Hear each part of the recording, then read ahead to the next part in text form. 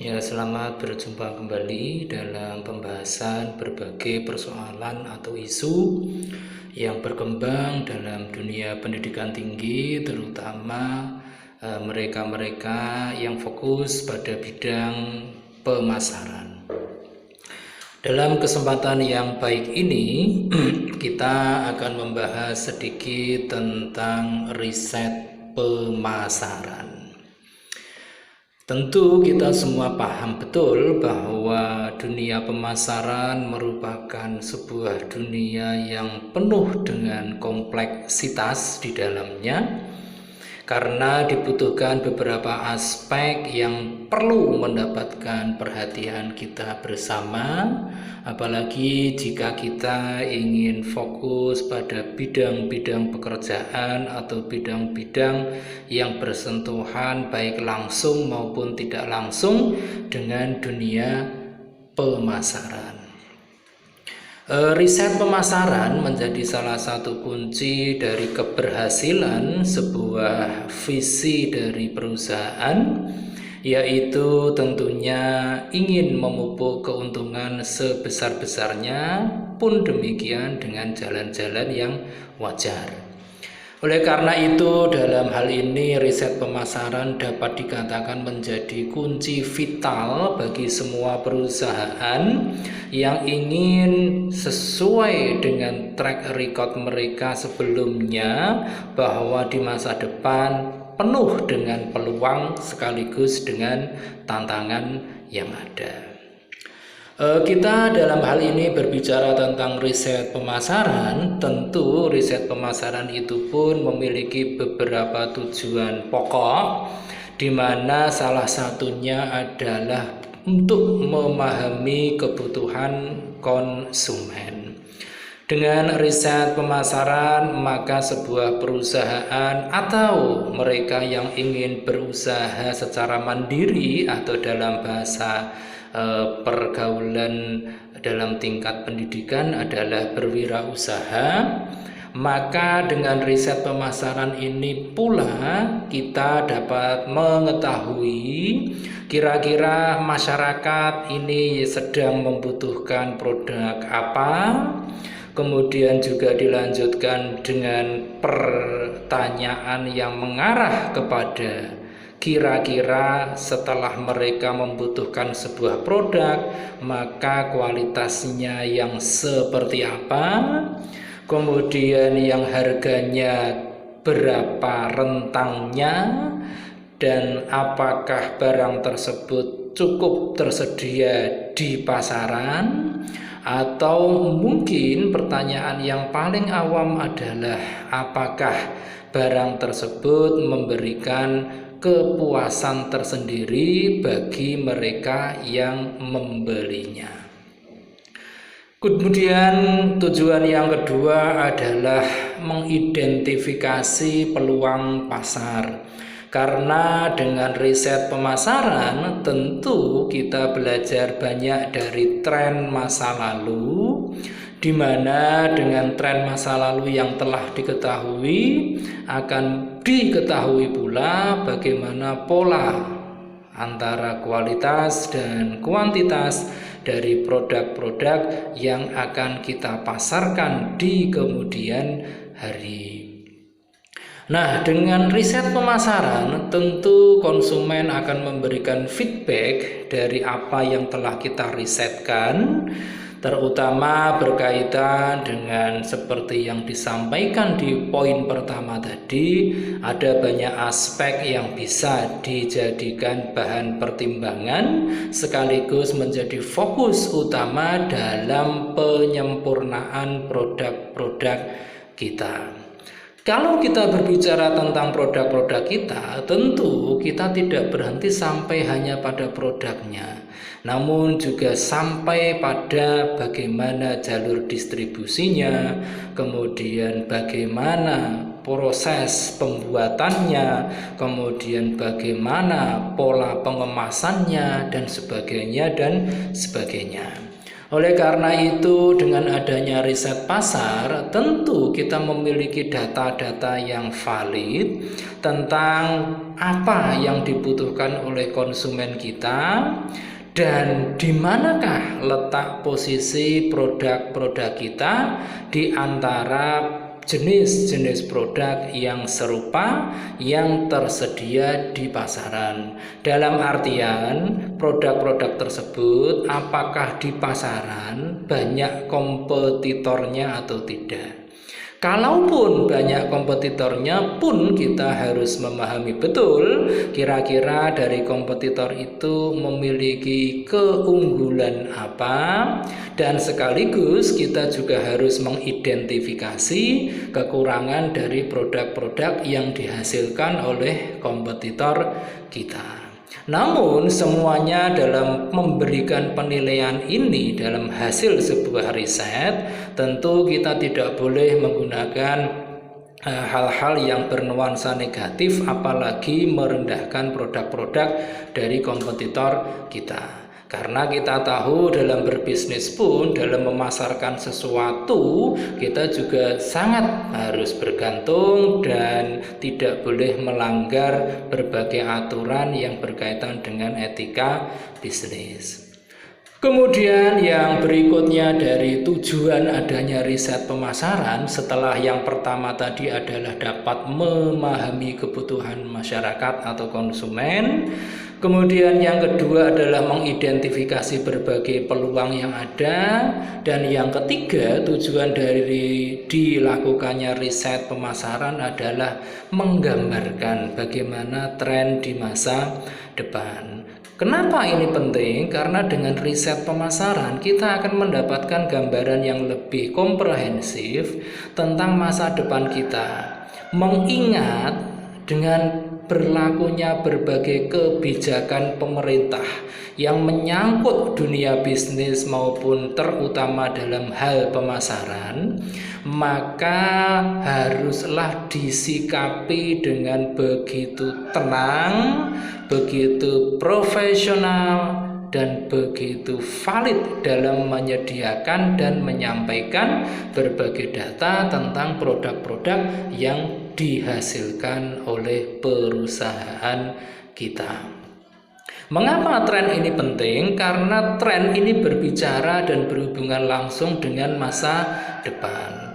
Ini merupakan salah satu metode yang dapat digunakan oleh para pemasar tentunya untuk mengetahui apakah akan terjadi perubahan. Tentunya iya.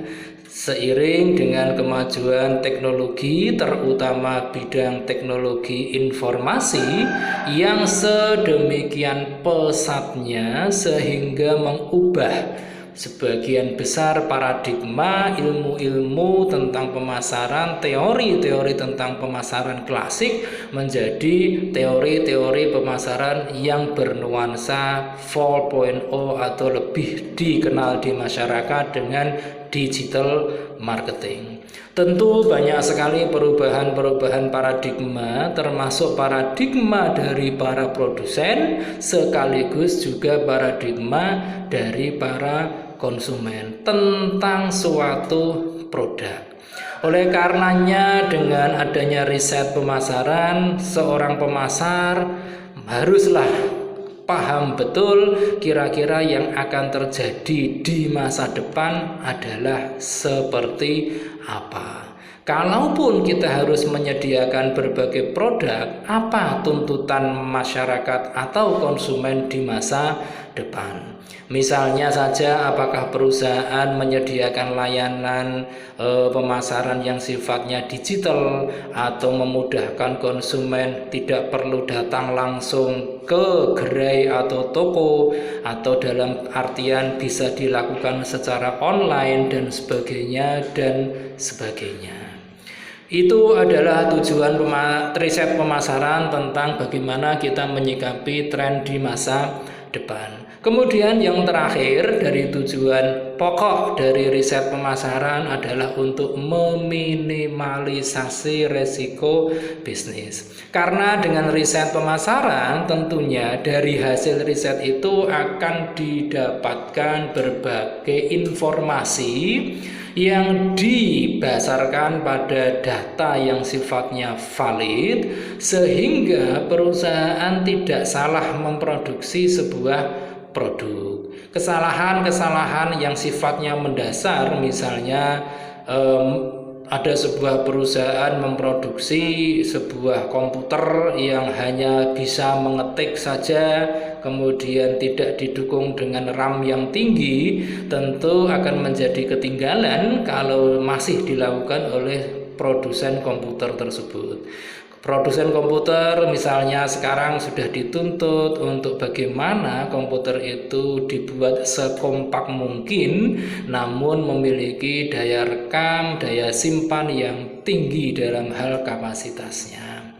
Pun demikian dalam industri farmasi, kita juga paham betul bahwa industri farmasi ini juga merupakan salah satu industri dengan keketatan tinggi dalam sisi aturan. Karena menyangkut nyawa manusia atau kesehatan manusia, wajar kiranya pemerintah mengatur lebih tajam tentang industri farmasi, tentu dengan standar-standar yang memenuhi aturan-aturan baik organisasi nasional maupun internasional. Itu tadi beberapa tujuan dari diadakannya riset pemasaran.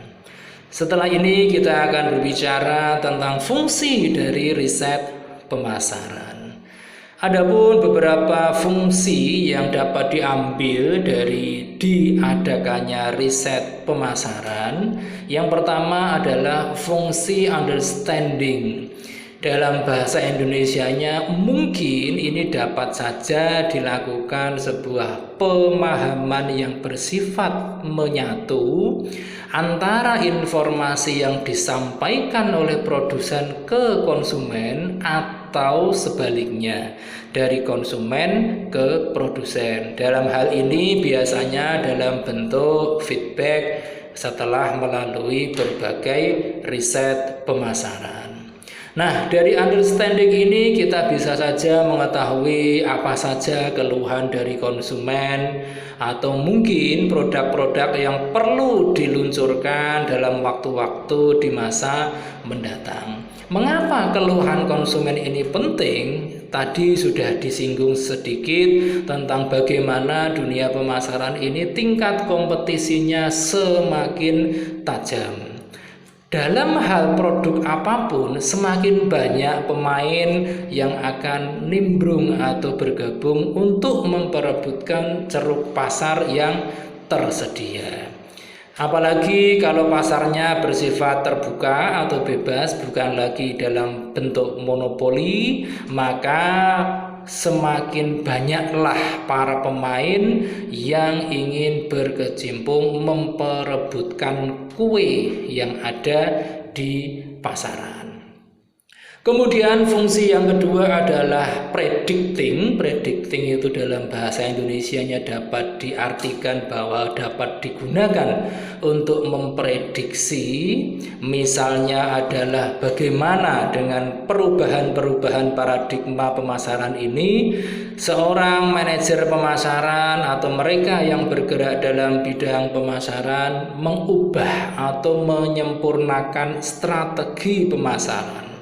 Tadi sudah disampaikan bahwa dunia pemasaran mengalami perubahan-perubahan paradigma yang sangat tajam, terutama dengan semakin majunya teknologi bidang informasi yang imbasnya juga semakin banyak masyarakat Indonesia terutama yang menggunakan media gadget yang terkandung di dalamnya manfaat-manfaat atau aplikasi-aplikasi yang bisa menghubungkan antar individu dengan individu yang lain.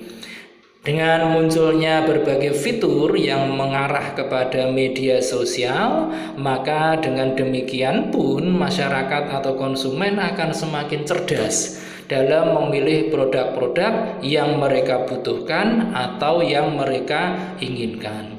Tentu mereka berekspektasi yang sangat tinggi setiap produk yang telah mereka beli akan memberikan nilai kepuasan yang maksimal bagi keberlangsungan kehidupan mereka.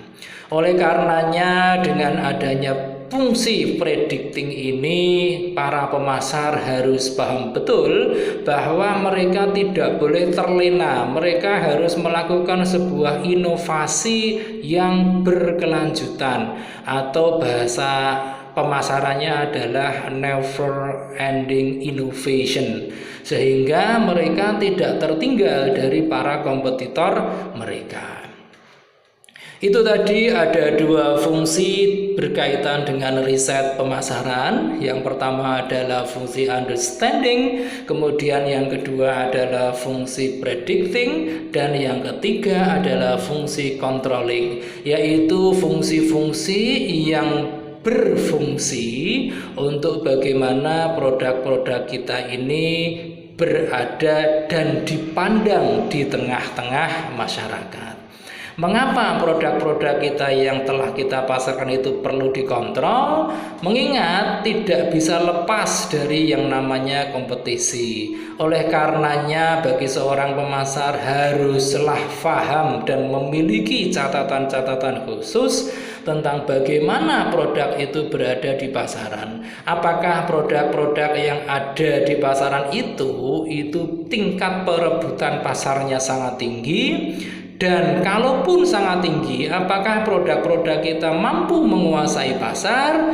Jika sudah menguasai pasar, bagaimana tindak lanjut untuk mempertahankan ceruk pasar yang telah kita kuasai?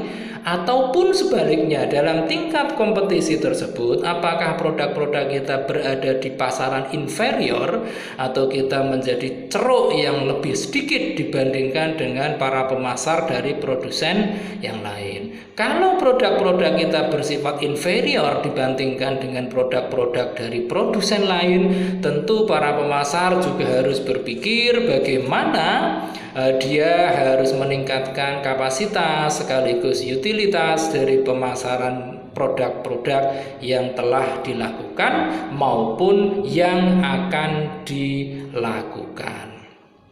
Oleh karenanya, controlling ini menjadi sangat vital, mengingat disinilah fungsi-fungsi pengawasan dari keberadaan produk-produk kita di tengah-tengah masyarakat. Oleh karenanya, mungkin dalam divisi pemasaran diperlukan tenaga-tenaga khusus yang memang difungsikan untuk melakukan fungsi-fungsi kontrol atas berbagai produk yang ada di pasaran. Dan yang terakhir dari fungsi riset pemasaran adalah bersifat evaluating, yaitu bagaimana dengan fungsi riset pemasaran ini dapat dilakukan sebuah evaluasi atau penilaian atas produk-produk kita yang telah ada di tengah-tengah masyarakat. Ini berkaitan erat dengan feedback dari konsumen kita. Maka dari itu yang namanya feedback dari masyarakat atau konsumen ini perlu kiranya untuk wajib diolah datanya, sehingga kita mengerti betul kira-kira kekurangan dari produk-produk kita itu apa. Apakah dari sisi kualitas produknya, apakah dari sisi pengemasannya, apakah dari sisi harganya, apakah dari sisi fungsinya, apakah dari sisi estetikanya, atau bisa jadi dari fungsi-fungsi distribusi atau rantai penyampaian dari produsen atau ke kita, ke konsumen. Oleh karenanya perlu ditelaah dengan betul-betul berdasarkan data yang valid, sehingga dapat dilakukanlah evaluasi yang sangat mendalam berkaitan dengan produk-produk yang telah eksis di pasaran. Ingat, yang namanya pasar mudah sekali bergerak naik dan turun. Itu yang pertama. Yang kedua, animo masyarakat pun itu dapat mudah sekali terpengaruh oleh isu-isu, faktor-faktor yang mungkin itu di luar kendali kita. Mengingat konsumen Indonesia sekarang khususnya sudah begitu cerdasnya, informasi sedemikian mudah didapatkannya hanya dari satu buah gadget. Mereka sudah bisa memiliki atau mengakses berbagai informasi tentang suatu produk. Apakah dari sisi kelebihan produk itu atau justru dari kekurangan produk itu. Oleh karenanya, bagi pemasar yang ingin menjadi seorang pemasar yang handal, tentunya harus mengejawantahkan apa-apa yang telah dan akan dilakukan dalam kurun waktu periode tertentu.